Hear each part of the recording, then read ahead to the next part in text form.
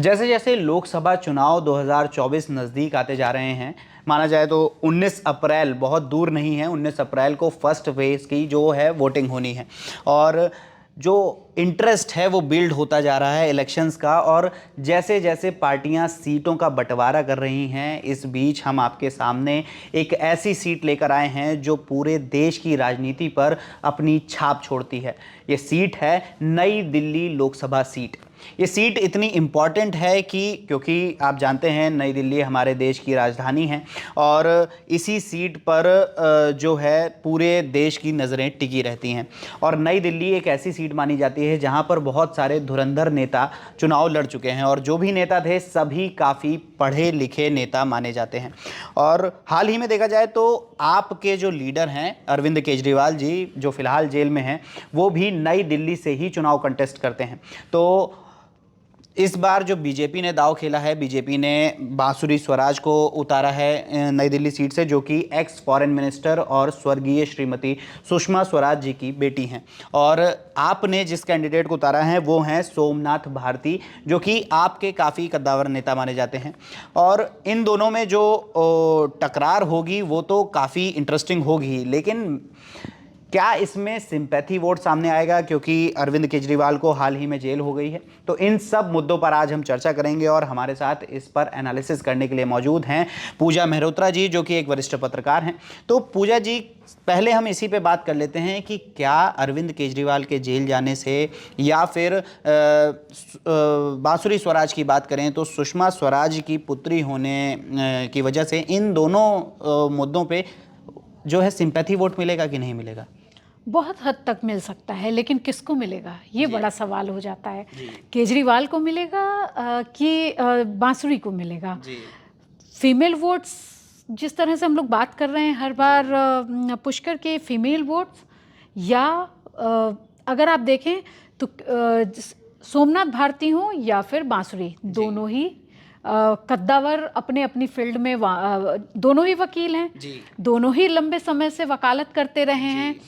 नई दिल्ली की seat Lutyens Jones की सीट मानी जाती है, केंद्रीय कर्मचारियों की सीट मानी जाती है, लेकिन इस बीच में झुग्गी झोपड़ी धोबी घाट ये भी एक बड़ा वोट बैंक है वहाँ का। तो ये सब देखते हुए और जिस तरह से केजरीवाल जी ईडी के 9 समन्स को कैंसिल करते रहे और लास्ट मोमेंट पे एकदम चुनाव के समय अपने आप को जेल में या ईडी के लिए सुनवाई के लिए गए और अब जेल में है पिछले 15 दिनों से। तो अब ये देखना तो मतलब एक सिंपैथी तो आ ही जाती है। वो जो जिस वर्ग को रिप्रेजेंट कर रहे हैं या उनका जो सबसे बड़ा वोटर है वो सब का सब, मतलब एक जिस तरह से उन्होंने जेल वाली अपनी फ़ोटो लगाई है कि सलाखों के पीछे हैं, ये सारी चीज़ें थोड़ा इफ़ेक्ट तो करेंगी। लेकिन सुषमा स्वराज की बेटी होने का और दिल्ली की पहली मुख्यमंत्री, हम लोग कहते हैं शीला दीक्षित, लेकिन सुषमा स्वराज जो है मिनिस्टर बनने से, केंद्रीय मंत्री से पहले दिल्ली की मुख्यमंत्री भी रही हैं और इतनी कद्दावर थी और इतनी आप कह सकते हैं मजबूत थी कि प्याज की महंगाई पे उस औरत ने अपना जो है इस्तीफ़ा दे दिया था। तो एक वो भी वक्त रहा है। तो और बांसुरी में सुषमा स्वराज की बहुत झलक देखने को मिलती है। तो वो लोग जो सुषमा स्वराज को आज भी याद करते हैं या जुड़े हुए हैं उनसे, वो ज़रूर बांसुरी की तरफ जाएंगे। और जिस तरह से बांसुरी इंटरैक्टिव है ना, बहुत प्यार से मिलती हैं, महिलाओं के बीच जा रही हैं। सेल्फी का समय है, आप देखेंगे उनकी फ़ोटोज़ बहुत सारी आ रही हैं, इंस्टा पे बहुत पॉपुलर हैं। और मेरे सोर्सेज से जो पता चला है कि भाजपा ने बहुत सोच समझ के एक एक सीट का चयन, मतलब उनके यहाँ आज से काम नहीं शुरू हो रहा है, आज नहीं देख रहे हैं वो 2 साल पहले से, 3 साल पहले से, या ये कहें कि एक चुनाव जीतते ही उनका ना नेक्स्ट ईयर की प्लानिंग, नेक्स्ट इलेक्शंस की प्लानिंग शुरू हो जाती है। आप उनके भाषणों में देखेंगे कि वो 29 की बात ही नहीं 47 की बात कर रहे हैं। पिछले दिनों एक इवेंट में पीएम ने बोला कि आप 29 पे रुक रहे हो, मैं तो 47 की सोच रहा हूँ।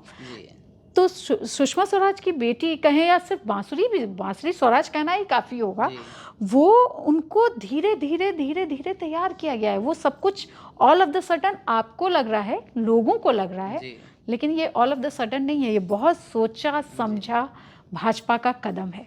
जैसे अगर बांसुरी स्वराज की बात हो रही है तो इन्हें बताया जाए तो बांसुरी स्वराज को 2 बार की सांसद रही मीनाक्षी लेखी, जो कि काफ़ी कद्दावर नेता मानी जाती हैं, उनका टिकट काट कर बांसुरी स्वराज को दिया गया है। और बांसुरी स्वराज भी कोई ऐसी नहीं है कि उन्हें ज़मीन से उठाया और बैठा दिया सीट पर। वो एक वकील रही हैं, 15 सालों तक उन्होंने वकालत की है, उन्होंने इंग्लिश लिटरेचर में पढ़ाई की है, ग्रेजुएशन की है, और वो भी फॉरेन जाकर उन्होंने पढ़ाई करी है, और पढ़ाई करके ऑक्सफोर्ड से पढ़ के वापस आई हैं।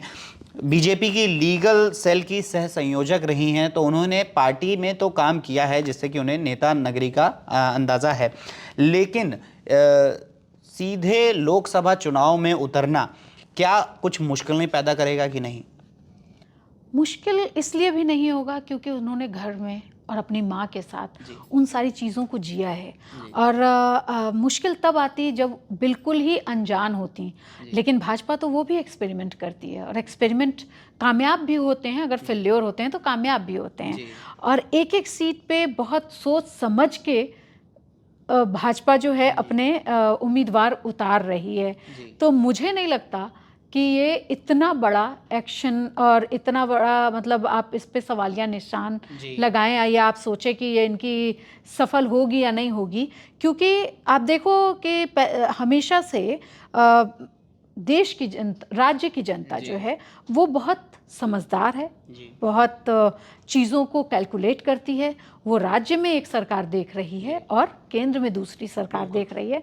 तो इस जगह अगर देखा जाए, और जिस तरह से इंडिया गठबंधन में बंटवारा किया गया है सीटों का, उसमें चार आप लड़ रही है और 3 पर कांग्रेस लड़ रही है, और उसमें सोमनाथ भारती को ये टिकट दिया गया है। सोमनाथ भारती मालवीय नगर सीट से रहे हैं, 3 बार के विधायक भी हैं, अच्छे वक्ता हैं, और लेकिन कुछ महिलाओं, अपनी ही पत्नी के उत्पीड़न के ऊपर आरोप भी लगे हैं। तो ये सारी चीज़ें उनके लिए निगेटिव भी हो सकती हैं, क्योंकि आप देख रहे हैं कि लगातार महिलाएं जो हैं वो बहुत तेज़ी से वोट देने के लिए आगे आ रही हैं, और आने वाला समय महिलाओं का है। तो ये देखते हुए, और अगर आप फेस देखें जिस तरह से भाजपा कभी विधायकों को हटा देती है और सीधा केंद्र में बैठाने के लिए, चाहे शिवराज सिंह चौहान की बात करें या मनोहर लाल खट्टर की बात करें, तो उन लोगों को उन्होंने क्या किया, ऑल ऑफ द सडन उनकी सीट से रिज़ाइन करवाया और केंद्र में बैठा दिया।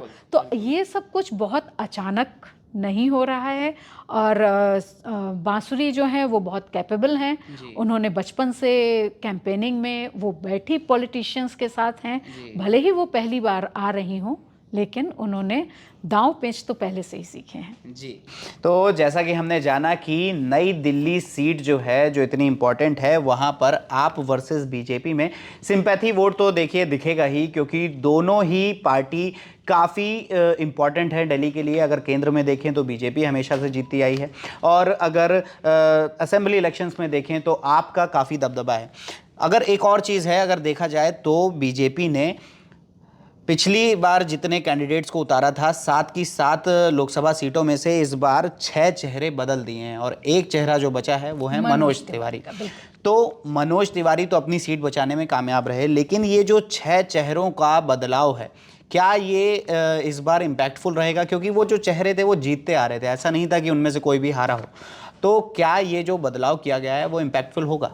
बिल्कुल होगा जी। जैसा कि मैं अभी आपसे बोल रही थी कि केंद्र की सरकार के लिए जनता किसे चुनती है और राज्य की सरकार के लिए किसे चुनती है, और जिस तरह से मीनाक्षी लेखी भी तो कभी पहली बार चुनाव लड़ने आई थी और वो जीती भी, तो उसी तरह से ये जो सारी सीटें हैं, अगर प्रवीण खंडेलवाल की बात करें, मुझे लगता है कि जर्नलिज्म में मैं जब से आई तब से उनको जानती हूँ कि वो चांदनी चौक के लिए जो है, चांदनी चौक से कुछ व्यापारियों के सारी संगठन की बात करते रहे, तो बहुत सोचा गया होगा। बहुत, मैं आपको बता रही हूँ कि भाजपा कुछ भी अचानक नहीं करती है, उसकी प्रिपरेशन बहुत पहले से शुरू हो जाती है। ये इस तरह नहीं है, ठीक है, रातों रात ये लोग 10वीं लिस्ट, अब जब चुनाव के कुछ दिन रह गए हैं तब 10वीं लिस्ट जारी हो रही है, लेकिन उनका कहाँ पे किसका सोर्स ज़्यादा है, कौन कितना इम्पैक्टफुल है, देखिए हार जीत तो अलग बात है, लेकिन भाजपा की तैयारी बहुत पक्की होती है जी। और उसमें अगर प्रवीण खंडेलवाल की बात करें तो मुझे लगता है 20 साल से मैं उनको सुन रही हूँ जी, और वो बहुत फ्रेंडली हैं। और चांदनी चौक एरिया जो उन्हें मतलब जहाँ से वो लड़ने जा रहे हैं वो भी बहुत ही ज़्यादा मतलब उनकी छाप है वहाँ पे। अगर आप जाओगे ना चांदनी चौक में, अगर आपको जाने का मौका मिला हो तो आप प्रवीण खंडेलवाल बोलेंगे ना, आपको एक पर्टिकुलर जगह पे जाके कहेंगे अरे वहाँ मिल जाएंगे वो। मतलब इस तरह की पॉपुलैरिटी है उनकी।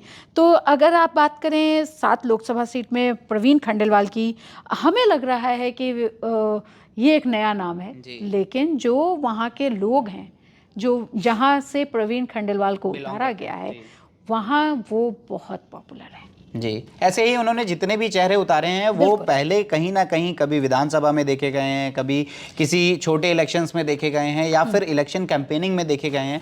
कहीं ना कहीं वो पॉलिटिकल तरीके से एक्टिव रहे हैं। हाँ, जैसे उत्तर पश्चिम दिल्ली के योगेंद्र चंदोलिया हैं, अब उनकी बात करें तो वो जो है पूर्व मेयर हैं जी। अब आपके लिए वो नया नाम हो सकता है, कुछ लोगों के लिए, लेकिन जो उस पूरी चीज़ों को देख रहे हैं, जिन्होंने विधानसभा भी कवर किया है, जिनको चंदोलिया जी के बारे में पता है, तो वो जानते हैं कि उसकी पकड़ है। क्योंकि कच्चा खेल तो भाजपा शाह, जिस तरह से वो कहते हैं ना कि चाणक्य बैठे होते हैं पन्ना लेवल पे, उनकी मतलब हर एक सीट, हर एक वोटर के पीछे भाजपा का एक बंदा लगा होता है।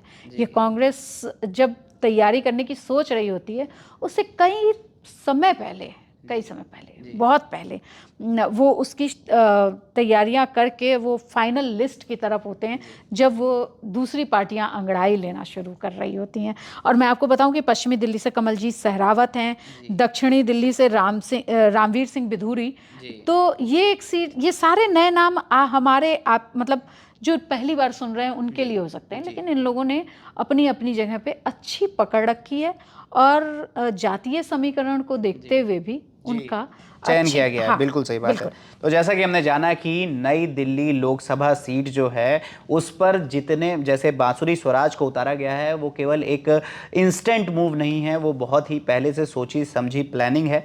और अब देखना होगा कि उनके सामने जो सोमनाथ भारती खड़े हैं, आप कैंडिडेट हैं, क्या बांसुरी स्वराज और सोमनाथ पार्टी को इनके बैकग्राउंड को देखते हुए कोई सिंपैथी वोट मिलता है या नहीं मिलता है। आपको क्या लगता है, क्या इन्हें सिंपैथी वोट मिलेंगे? हमें कमेंट सेक्शन में ज़रूर बताएं और जुड़े रहें DNA के साथ।